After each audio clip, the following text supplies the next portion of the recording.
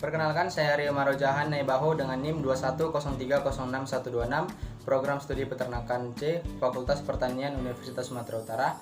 Pada kesempatan kali ini saya akan menjelaskan sekaligus menjawab pertanyaan dari dosen pengampu saya, Ibu Tatif Widianasari, SPTMP, mengenai metabolisme enzim.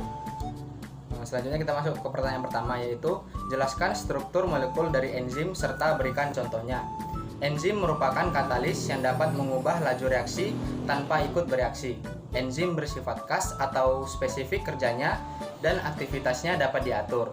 Umumnya, suatu enzim itu adalah protein, walaupun ada beberapa senyawa yang dapat bertindak sebagai katalis, misalnya RNA. Enzim terbagi menjadi dua struktur, yaitu protein atau apoenzim dan kofaktor. Protein atau enzim ini adalah enzim yang tersusun atas senyawa protein yang merupakan jenis yang paling mendominasi dari semua struktur enzim yang ada. Sifatnya ini labil atau mudah berubah dan kerjanya dipengaruhi oleh suhu dan pH. Sementara kofaktor adalah enzim yang tersusun atas senyawa non-protein. Kemudian kofaktor ini terbagi menjadi dua, yaitu molekul organik atau koenzim dan molekul anorganik atau ion logam. Molekul organik ini atau koenzim ini contohnya vitamin dan FAD. Sementara molekul anorganik atau ion logam ini contohnya adalah Mg2 positif dan Mn2 positif. Pertanyaan yang kedua yaitu jelaskan dua model cara enzim bekerja. Yang pertama yaitu teori lock and key atau model kunci dan anak kunci yang diusulkan oleh Emil Fischer pada tahun 1894 yang menyatakan bahwa bentuk molekul substrat dengan sisi aktif enzim serupa dengan anak kunci dengan kuncinya. Enzim memiliki sifat aktif yang spesifik dalam mengikat substrat. Ketika enzim ini memiliki bentuk yang spesifik dan substrat yang berbentuk spesifik, maka dapat terjadinya atau menghasilkan sebuah produk yang disebut dengan kompleks enzim substrat. Yaitu di sini enzim ditambah dengan substrat memiliki bentuk yang spesifik sehingga menghasilkan kompleks enzim substrat. Kemudian yaitu teori yang kedua adalah teori Indusfit yang diusulkan pada tahun 1958 oleh Daniel E. Koslen Jr. yang menyatakan bahwa terikatnya substrat menyebabkan perubahan konfirmasi pada bagian sisi aktif enzim. Enzim memiliki sisi aktif yang fleksibel, artinya enzim di sini memiliki bentuk yang tidak beraturan dalam mengikat substrat. Enzim ditambah dengan substrat, maka dia tetap menghasilkan kompleks enzim substrat walaupun bentuk enzim tersebut tidak sempurna atau tidak beraturan, di mana di sini enzim tidak spesifik dengan substratnya, akan tetapi menghasilkan juga kompleks enzim substrat. Kemudian yaitu yang pertanyaan ketiga, jelaskan klasifikasi enzim secara internasional dan berikan contoh enzimnya. Yang pertama ada oksidoreduktase yang bereaksi reduksi, oksidasi atau transfer elektron dari satu substrat ke substrat pokoknya. Contohnya yaitu alkohol dehidrogenase. Kemudian yang kedua ada transfase yang mentransfer atom atau gugus dari suatu substrat ke substrat lainnya. Contohnya itu ada heksokinase. Yang ketiga adalah hidrolase yang bereaksi secara hidrolisis atau pemecahan ikatan karena adanya air. Contohnya yaitu tripsin. Yang keempat yaitu liase yang bereaksi dengan penambahan gugus fungsi pada ikatan rangkap edisi atau pemutusan ikatan rangkap dengan pelepasan gugus fungsi. Contohnya itu ada pirufat dekarboksilase. Yang kelima ada isomerase. Reaksi isomerase ini yaitu penyusunan ulang atom-atom substrat. Contohnya maleat isomerase.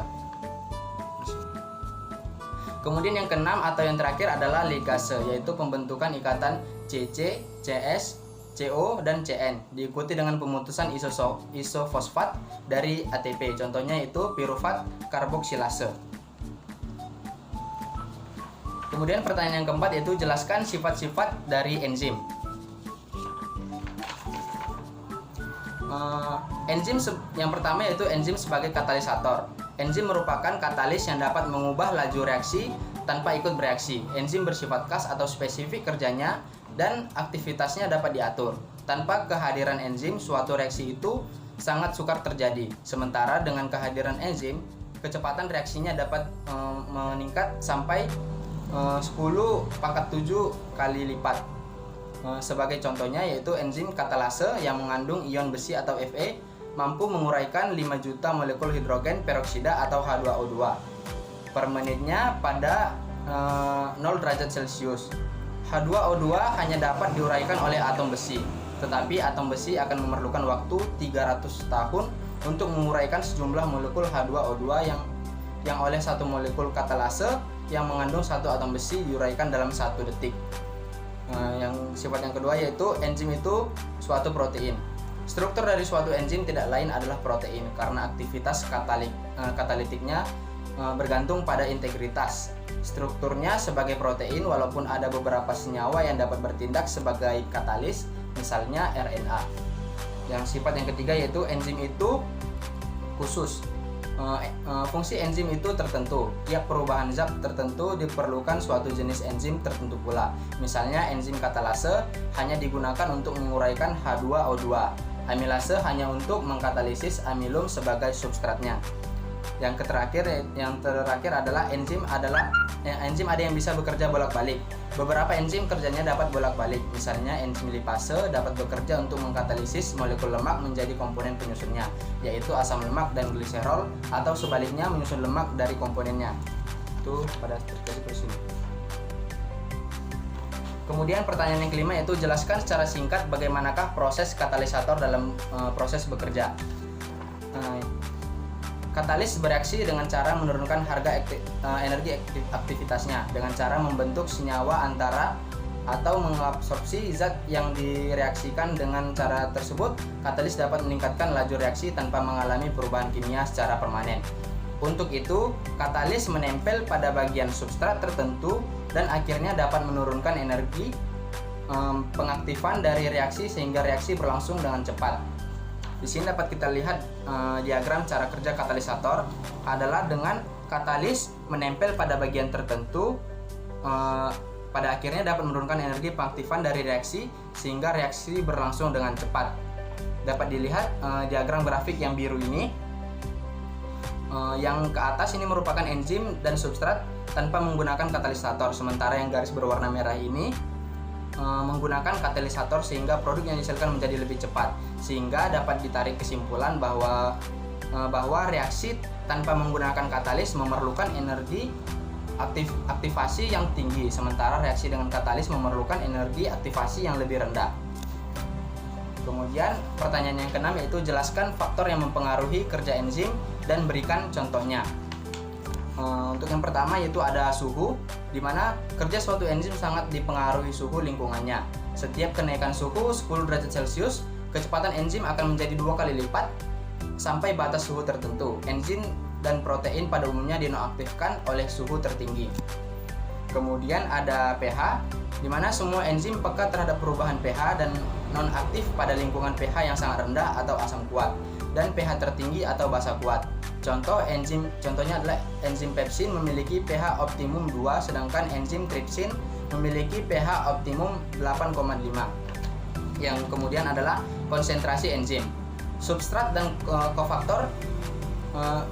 Jika pH dan suhu suatu sistem enzim adalah konstan dan jumlah substrat berlebihan, maka laju reaksi adalah sebanding dengan jumlah enzim yang ada. Sebaliknya, jika pH, suhu, dan konsentrasi enzim konstan, maka laju reaksi adalah sebanding dengan jumlah substrat. Dan yang terakhir adalah inhibitor. Inhibitor adalah penghambat aktivitas suatu enzim, dapat dihambat oleh suatu senyawa yang dikenal sebagai inhibitor. Ini penghambat inhibitor digolongkan menjadi dua jenis utama, yaitu yang pertama adalah bekerja secara tidak dapat balik atau irreversible. Kemudian yang kedua adalah bekerja secara dapat balik atau reversible. Penghambat atau irreversible adalah golongan yang bereaksi dengan atau merusakkan suatu gugus fungsional pada molekul enzim yang yang penting bagi aktivitas katalitiknya. Sebagai contoh adalah senyawa disoprofil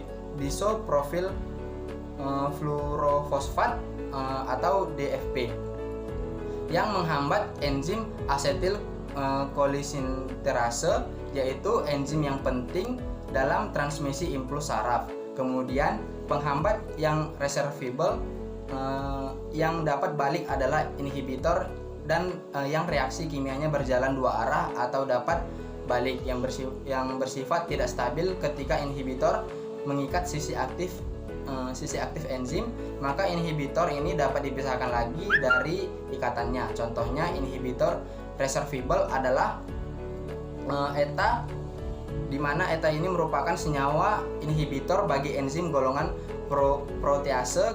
protease logam karena kemampuannya dalam mengelola ion logam.